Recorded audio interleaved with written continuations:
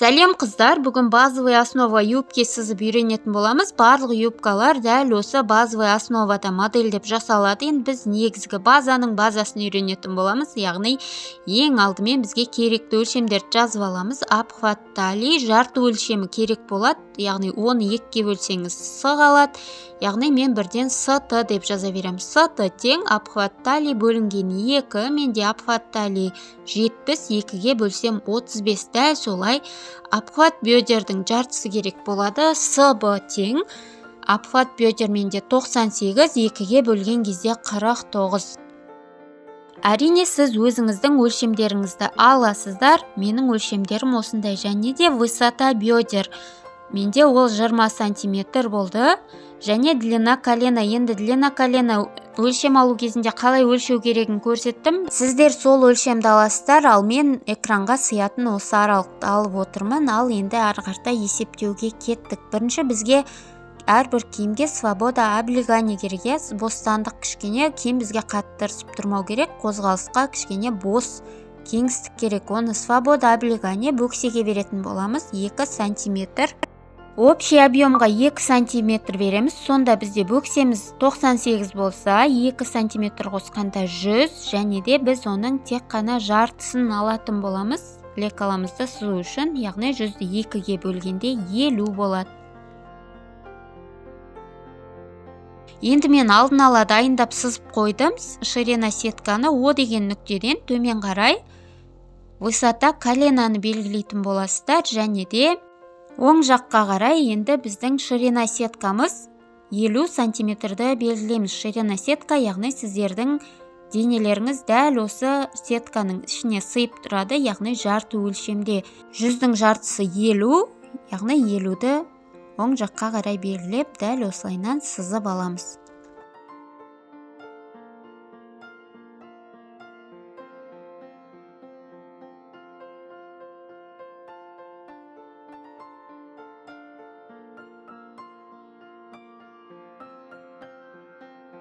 Мінекей бәрін тауып алдық. Ширина сетка 50, высота колена өзіңіздің өлшеміңіз. Ширина сетка әрине ол әркімнің өлшеміне байланысты әртүрлі болады. Енді алдыңғы және артқы бойды табатын боламыз. Алдыңғы бой әрдайым оң жақта, артқы бой сол жақта жатады. Алдыңғы бойды табу үшін ширина сеткамыз жаңағы 50-ді 2-ге бөлеміз, соған 1-ді қосамыз.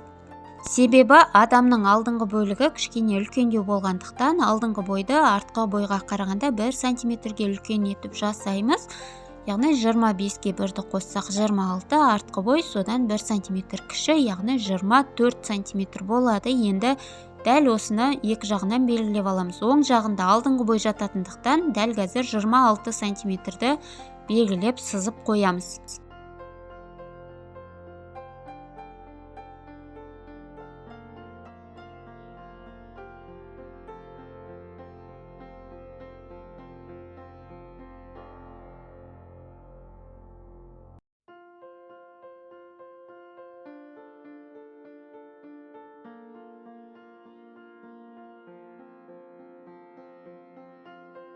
Енді алдыңғы артқы бойды белгілеп алдық. Үлкен жағы алды, кіші жағы арты, яғни 50-дің жартысы 25 болса, 1-ді қосқанда 26-ға жылжыған жағы алды болады, оң жағы.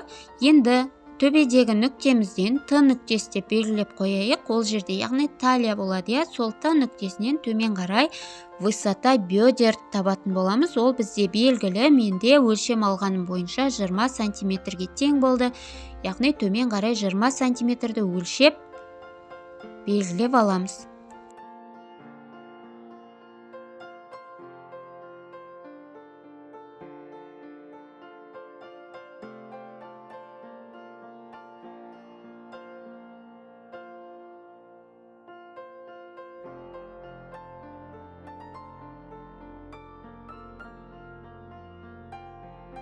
Мінекей высота бедерді таптық. Сіздерге көрнекті болу үшін мен маркермен сызып қойып жатырмын.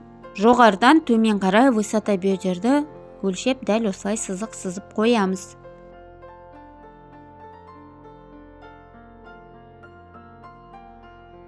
Енді бізге выточкалар табу керек болады. Выточка деген не десеңіз, бізде бөксе айналымы мен талия, яғни бел айналымының арасында айырмашылық бар, иә. Сол айырмашылықты біздің лекаламызда выточкалар арқылы бейнелейтін боламыз. Алдымен алдыңғы бой үшін выточканың орналасуын тауып алуымыз керек. Выточканың орнын табу үшін 26-ны көбейтеміз 0,4-ге. 0,4 деген бізде константа.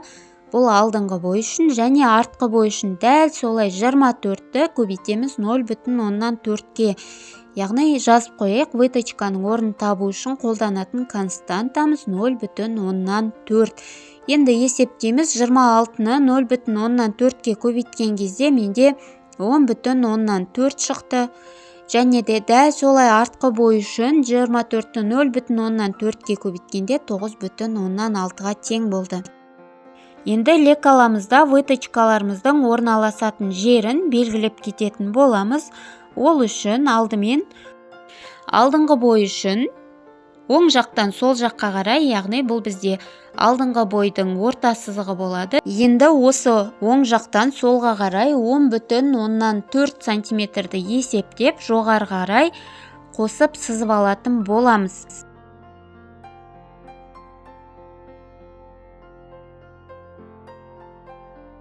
Мінекей дәл осы жерде алдыңғы бойдың выточкасы орналасатын болады.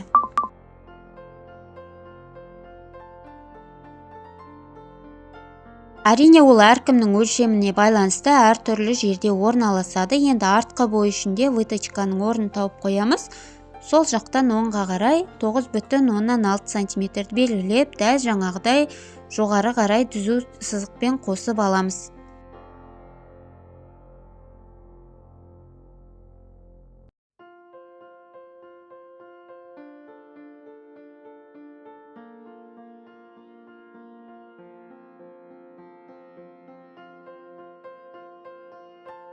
Дәл осылай сіздер шатасып кетпеу үшін алдыңғы және артқы бойды белгілеп жазып кеттім, және де барлық сызықтарды көрнекі болу үшін маркермен бастырып шықтым.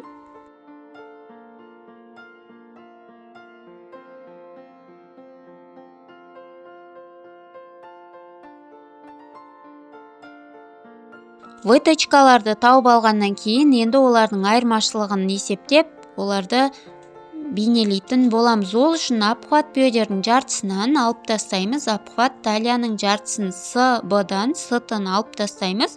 49-дан 35-ті алған кезде менде 14 сантиметр болды. Енді 14 сантиметрді осы лекаламызда салатын боламыз. Екі жаққа қарай бөліп, ол үшін бірінші 14-ті 2-ге бөлеміз. 14-ті 2-ге бөлгенде 7.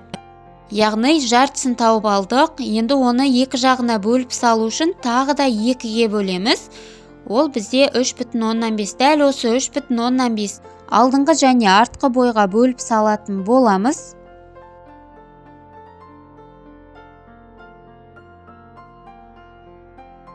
Дәл орта сызығынан алдыңғы бой үшін және артқы бой үшін 3,5 сантиметрге бөліп саламыз, және де жоғары қарай қазір 1 сантиметр көтеретін боламыз. Себебі адамның денесі бір тегіс емес. Енді мен мына жерде кішкене 1 сантиметрге көтеруді ұмытып кетіп, бірден қосып жіберіп жатырмын.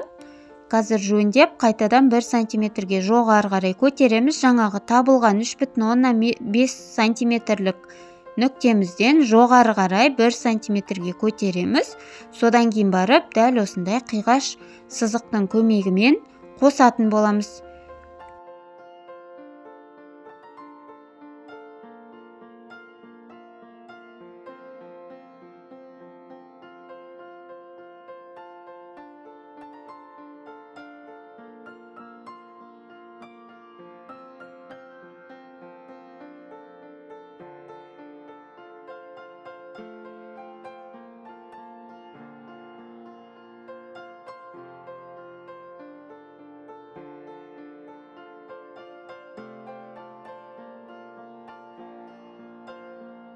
Мінекей дәл осылай 1 сантиметрге жоғары көтеріп, содан кейін осындай қиғаш сызықтың көмегімен қосып шығамыз.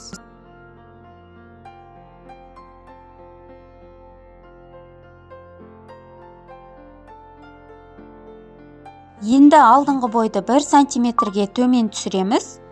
Содан кейін жаңағы жоғарыға көтерген 1 сантиметрлік нүктемізбен қосып қиғашта екеуін бір-біріне дәл осылай қосып алатын боламыз. Бұл біздің алдыңғы бойдың бел сызығы болады.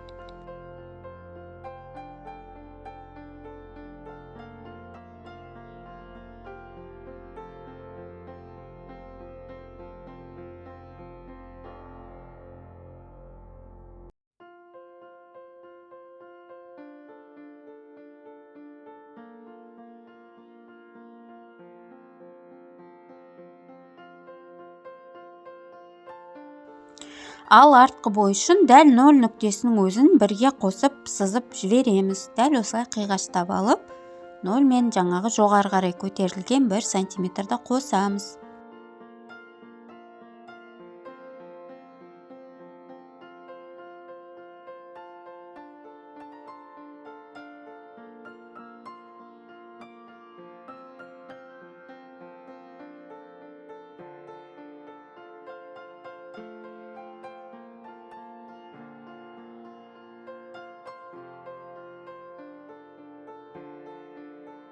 Дәл осылайнан жанындағы выточкаларды тапқаннан кейін енді алдыңғы және артқы бойдың выточкаларын табамыз. Ол үшін алдымен артқы бой үшін выточканы табатын боламыз.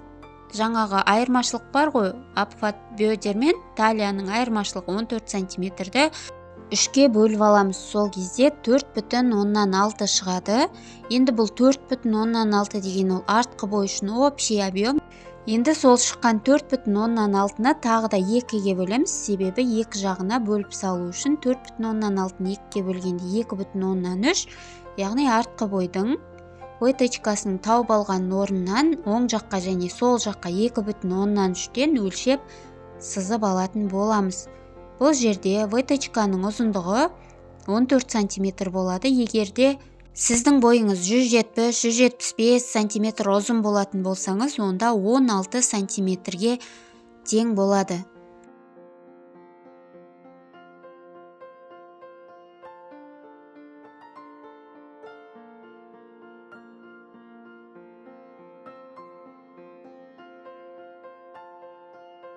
Енді тауып алған 14 сантиметрді жоғарыдағы белгілеп қойған 2,3 деген 2 нүктемізге қосып, дәл осылай выточкамызды сызып аламыз. Бұл артқы бойға арналған выточка.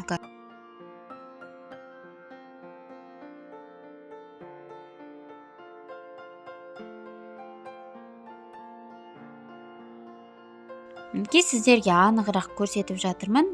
Яғни оңға және солға 2,3-2,3-тен белгілеп алып, дәл осылай выточкамызды сызып шықтым.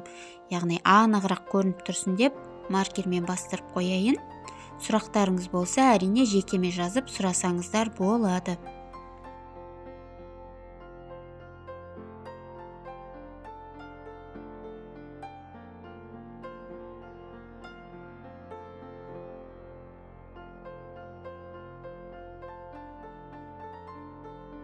Егерде сіздің беліңіз жіңішке болып жатса, яғни артқы бойды 14 сантиметрді 3-ке бөлгенде менде 4-те 6 болды ғой. Егер 5 және одан да көп болатын болса, мысалы 5 болса, онда выточкамызды 2-ге бөліп салатын боламыз. Ол қалай десеңіз, яғни 5-ті 3 және 2 етіп 2-ге бөлеміз. Және де осы табылған выточканың орнын тағы да 2-ге бөлеміз да. Болған нүктеге перпендикуляр етіп выточканың орнын салып, 1 сантиметр, 1 сантиметрден 2 сантиметрлік выточканы дәл осы жерге орналастырамыз, және де дәл ортадағы алдыңғы тауып қойған орнына 1,5-1,5-нан бөліп салатын боламыз. Егерде бұл сіздің беліңіз жіңішке болса, егерде 14-ті менде 14, сізде басқа сан шығады, 3-ке бөлген кезде 5 және 5-тен көп болып кеткен жағдайда. Ал енді алдыңғы бойдың выточкасын сызатын боламыз. Ол үшін бізге жаңағы 14 керек болады. Талия мен бөксенің айырмашылығы, яғни бөкседен талияны алып тастаған кездегі өлшем, дәл сол 14-ті енді 6-ға бөлеміз. Сол кезде менде 2,5 шықты. Ол деген алдыңғы бой үшін общий объем, оны тағы да 2-ге бөлетін боламыз. 2-де 5-ті 2-ге бөлгенде 1,125, яғни жаңағы выточканың орнын тауып алған аралыққа 1,125 оң жаққа және 1,125 сол жаққа, яғни общий объемы 2,5 см болатындай выточканы бөліп салатын боламыз. Ол үшін артқы бой үшін выточканың ұзындығы 14 см болса, алдыңғы бой үшін 10 см етіп, алдымен 10 см белгілеп аламыз. Содан кейін 1,125 1,125 етіп екі жаққа бөліп 2,5 см выточканы салатын боламыз, және оны да төмендегі 10 см нүктемен қосып аламыз.